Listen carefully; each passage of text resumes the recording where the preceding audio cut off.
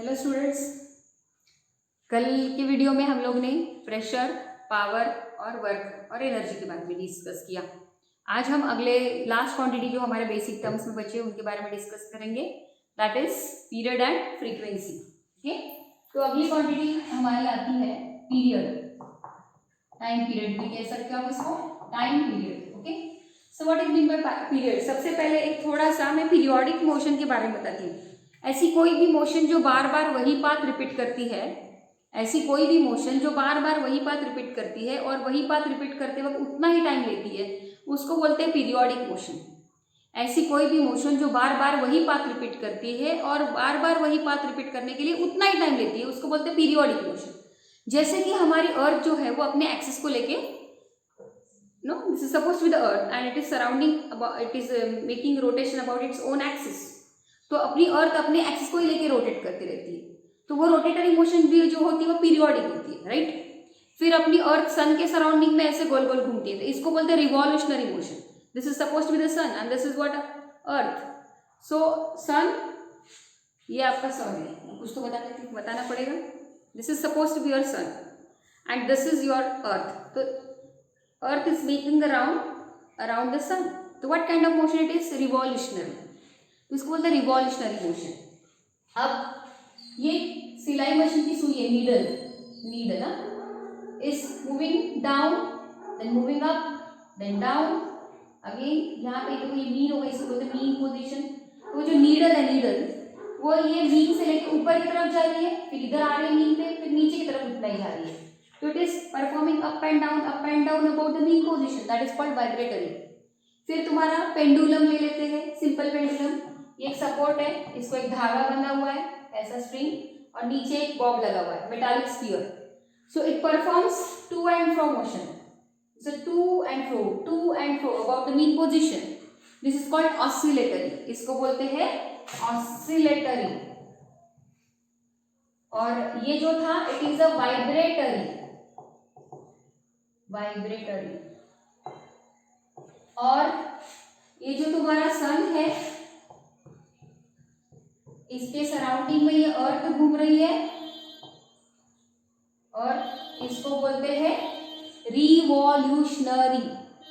और जब अर्थ अपने एक्सिस के सराउंडिंग में घूमती है, या तो तुम्हारा भंवरा, मोशन ऑफ द टॉप, ये होती है रोटेटरी। ठीक है। तो इस तरीके की ऑसिलेटरी मोशन पीरियोडिक हो सकती है कि ये pendulum to and fro about the mean position जाएगा, बार बार वही बात रिपीट करेगा, उतना ही टाइम लेगा, तो इसको बोलते हैं पीरियोडिक। तुम्हारा जो वॉच है, क्लॉक, उसमें जो hands of clock, you know, this are the hands of clock. तो एक कोई सेकंड हैंड होता है, कोई मिनट हैंड होता है, कोई आवर हैंड होता है। तो ये मार्किंग में 12, 3, 6, 9, like that. This is your watch and this are suppose to be the hands of clock, hour hand, minute hand, second hand, like that. तो tip of the minute hand, tip बोले तो उसका point, tip point, the tip of the minute hand is performing revolutionary motion.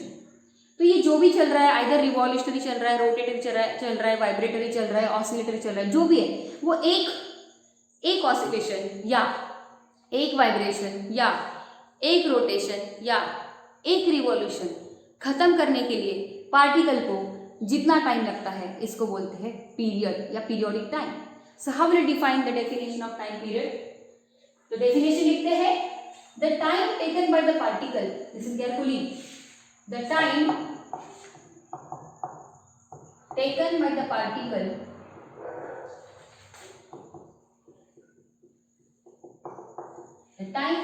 the particle to complete one vibration, और तो मैं ये और के लिए ऑब्लिक डालूंगी, the time taken by the particle to complete one vibration or one oscillation or one rotation और one revolution, यहाँ पे लिखते हैं, और one revolution. The time taken by the particle to complete one vibration और one oscillation और one rotation और one revolution is called as time period. The time taken by the particle to complete one oscillation या one rotation या one revolution is called as time period. मतलब particle जो कोई type की motion वो perform कर रहा है उसकी एक साइकिल रिपीट करने के लिए उसको जो टाइम लगता है, अगर एक ऑसिलेटरी मोशन परफॉर्म कर रहा है तो एक ऑसिलेशन खत्म करने के लिए जो टाइम लगता है उसको पीरियड बोलते हैं। वाइब्रेटरी मोशन अगर वो परफॉर्म कर रहा है तो एक वाइब्रेशन खत्म करने के लिए जो टाइम लगता है उसको पीरियड बोलते हैं। रिवॉल्यूशनरी कर रहा हूँ तो एक रिवॉल्यूशन खत्म करने के लिए जो टाइम लगता है उसको बोलते हैं पीरियड। तो लाइक दैट अगर आपको कोई पूछे what is the time period of, listen carefully, what is the time period of minute hand of a clock, minute hand का टाइम पीरियड क्या है। अब आपको पता है कि एक मिनट हैंड जब एक राउंड मारेगा तो पूरा एक राउंड मारने के लिए उसको 60 मिनट लगते हैं। तो मैं बोलूँगी time period of minute hand कितना है, minute hand, time period of minute hand मैं बोलूँगी शॉर्ट में 60 मिनट, या तो अगर आप 1 आवर बोले तो भी चलेगा, राइट। अगर आपको कहा कि what is the time period of second hand of a clock, तो घड़ी का सेकंड काटा जब एक राउंड मारता तो उसको 60 सेकंड लगते हैं। तो time period of second hand of a clock is 60 second. Time period of second hand इसको लगते हैं 60 सेकंड। तो आपको कोई पूछे what is the time period of hour hand of a clock, hour hand, तो time period of hour hand इसका है 12 hours, like that 12 hours, right. तो वैसे आपको कोई पूछे what is the time period of earth about its own axis, rotatory time period, what is the rotatory time period of earth, तो rotatory time period of earth is a 24 hours, right.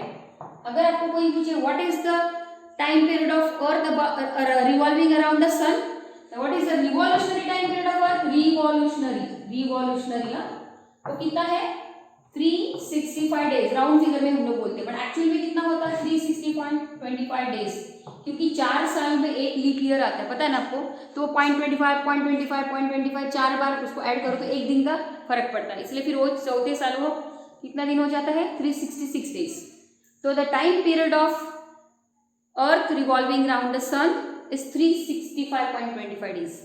तो ये तुम्हारे अर्थ का revolutionary time period है, ये तुम्हारे अर्थ का rotatory time period है। तो इस तरीके से आपके कोई भी बॉडी जो बार बार वही पाथ रिपीट करती है, जैसे अर्थ है घूम रही है सन के सराउंडिंग बार बार, तो ये एक पूरा राउंड मारने के लिए, इसको हिंदी में बोलते हैं प्रदक्षिणा और या परिक्रमा बोलते हैं, परिक्रमा।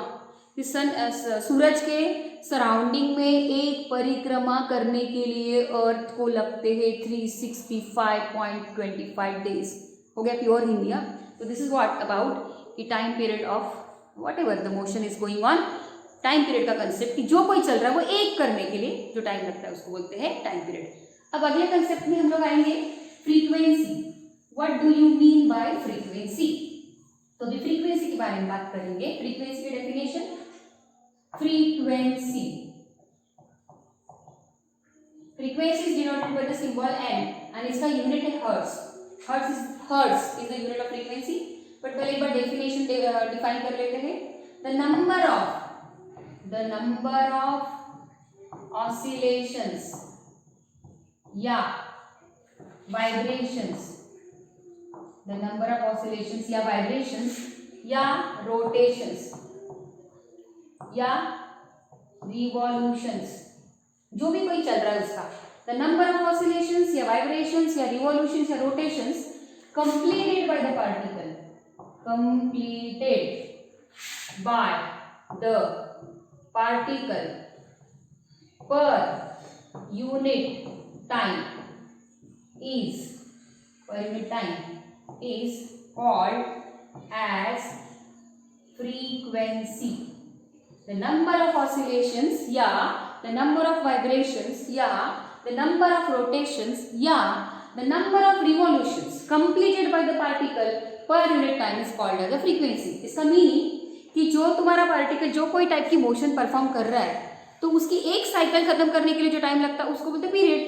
अभी ये पीरियड का कंसेप्ट नहीं है, अभी क्या है फ्रीक्वेंसी। तो फ्रीक्वेंसी है कि एक सेकंड में कितने वाइब्रेशंस करे, एक सेकंड में। What is the unit of time, the unit of time is the second. तो डेफिनेशन क्या है, the number of oscillations completed by the particle per unit time is called as frequency.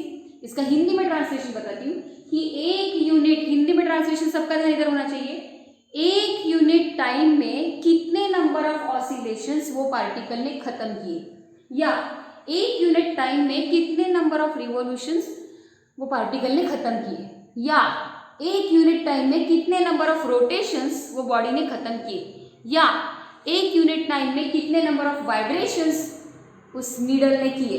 This is what की frequency. तो उसको समझने के लिए suppose अगर मैं बोलूँ कि ये सिंपल पेंडुलम, सुनो ये सिंपल पेंडुलम है, यहाँ पे ये पेंडुलम लगा हुआ है, तो ये देखो ऐसा जाता है, फिर ऐसे वापस आता है, फिर और ऐसा जाता है और ऐसे वापस होता है, तो हम बोलेंगे एक ऑसिलेशन। तो ऐसा इसने 1 2 3 4 ऐसा इसने 1 सेकंड में 4 बार किया, 4 टाइम्स। उसने 1 यूनिट टाइम यानी कि 1 सेकंड में उसने 4 ऑसिलेशन खत्म किए, 4 ऑसिलेशन परफॉर्म किए, तो मैं उसकी बोलूंगी फ्रीक्वेंसी 4 हर्ट्ज। कितनी बोलेंगे? 4 हर्ट्ज।